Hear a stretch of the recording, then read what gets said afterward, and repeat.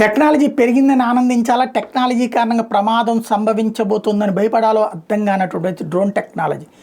ఆకాశంలో నుండి వీడియోలు తీయడం సరదాగా ఉంది, కానీ ప్రైవసీకి భంగం కలిగిస్తాం భయంగా ఉంది.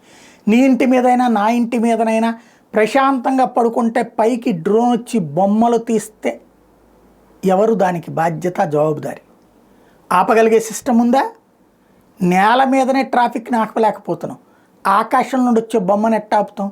సౌండ్ వస్తే దాని మీద కంప్లైంట్ ఇస్తే అది ఎవరని తేల్చడానికి ఎన్ని రోజులు పడుతుందో తెలియదు. అది ఒక ఎత్తు.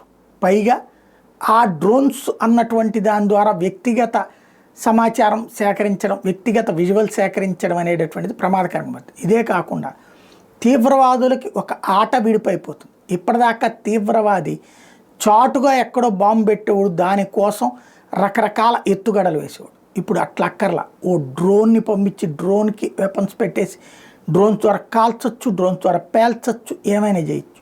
ఇప్పటికే ఆఫ్రికా కంట్రీస్లో ఇదే జరుగుతోంది. బడా బాంబులతో చేయలేకపోయినటువంటి పనుల్ని ఉగ్రవాదులు డ్రోన్కి బాంబులు కట్టి ప్రత్యర్థులను తొదముట్టించడం లేదా ప్రజల్ని భయభ్రాంతులకు గురి చేయడంలో సక్సెస్ అవుతున్నారు. కాబట్టి ఒక మంచి కోసం ప్రారంభమైన డ్రోన్ టెక్నాలజీ చెడు వైపుకి దారి మడుతున్న వేళ తొలినాళ్లలోనే దీని మీద అంతర్జాతీయంగా చట్టం తెచ్చుకోవాల్సిన అవసరం ఉంది.